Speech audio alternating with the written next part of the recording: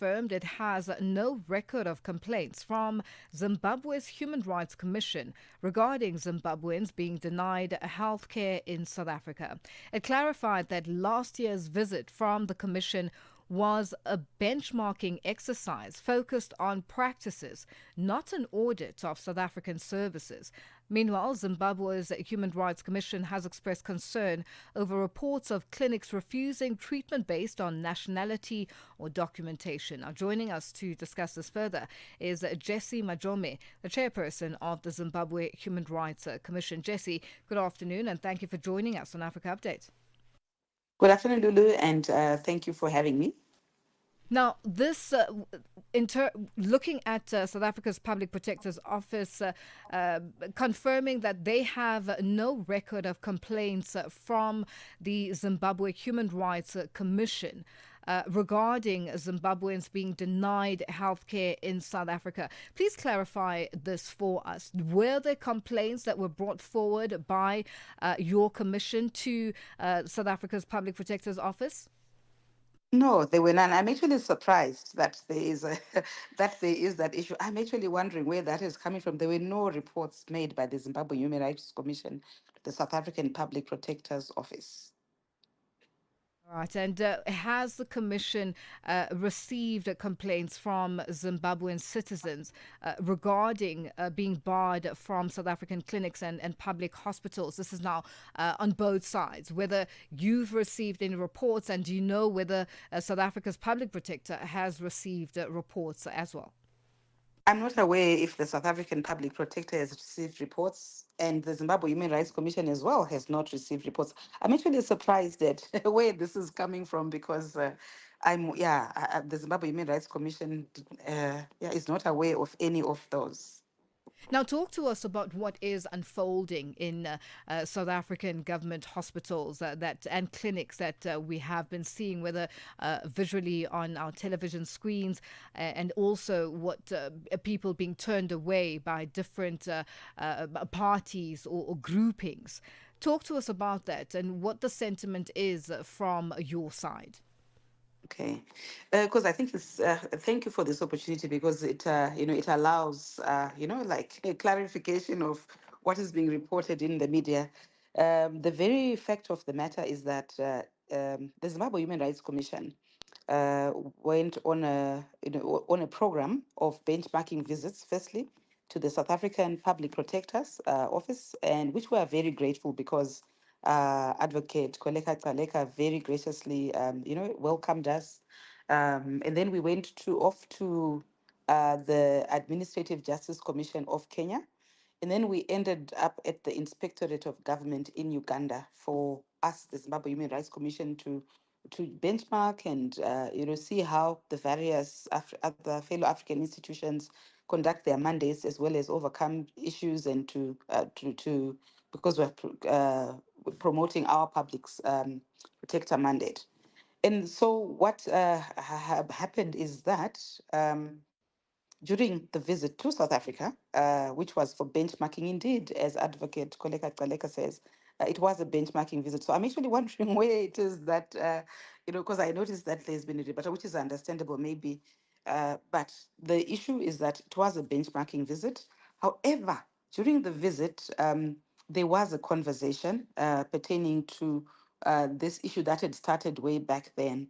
Because as we will agree, the public protector's mandate for both countries is to promote administrative efficiency as well as for service provision. So I want to imagine that the South African public protector would be interested also in the reports that the service delivery is being hampered by an influx of foreign nationals, I imagine. So this is how the conversation came up, which was not part of, it was an engagement.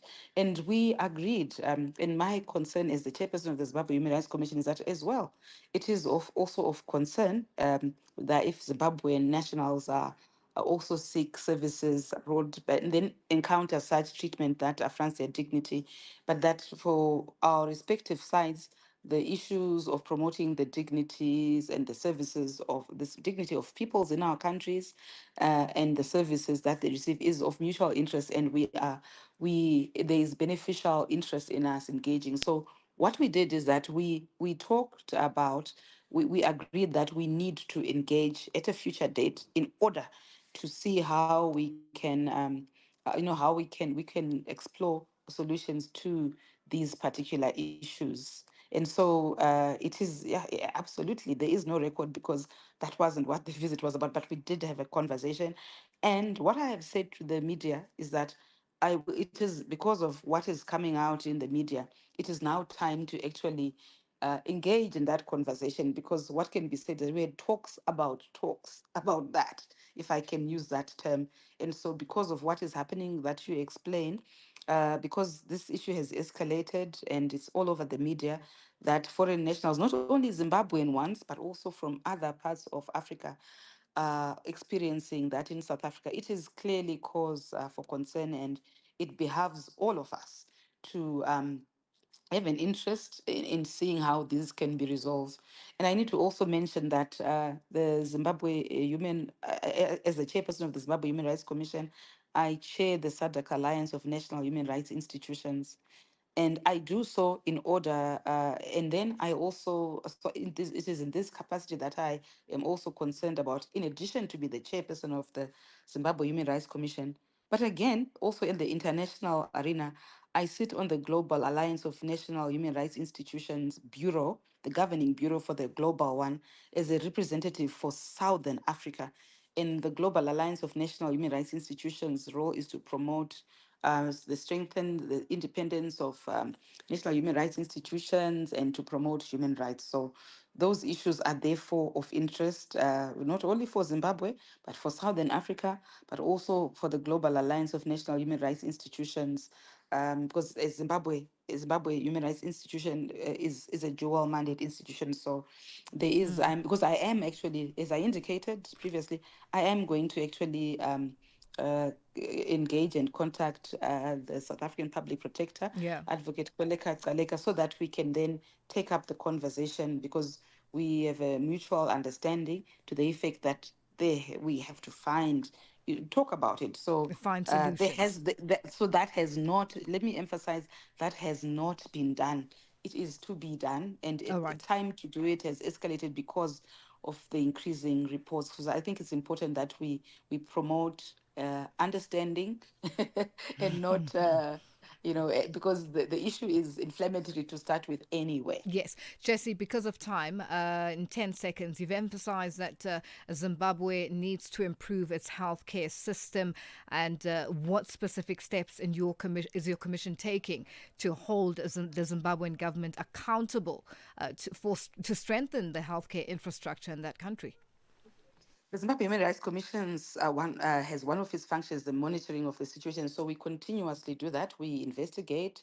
We have reports. Because we've been inspecting in hospitals, we have quite a lot of reports that the Commission has adopted regarding hospitals and recommendations to government. In terms of our law, when we investigate, we issue reports with recommendations to the ministers responsible. So it's a continuous process that we continue to do. So this is one of the issues that we'll continue to do, to continue to engage and continue to urge greater budgetary provision for hospitals and the improvement of healthcare systems, as also other economic, social, and cultural rights. So that is what we continue to do. Well, Jessie, thank you for joining us on Africa Update. We'll leave it there for today. Welcome. Thank you very much. That's Zimbabwe Human Rights Commission chairperson Jessie Majome joining us on the line. It is 12:54 Central African Time. Africa Update.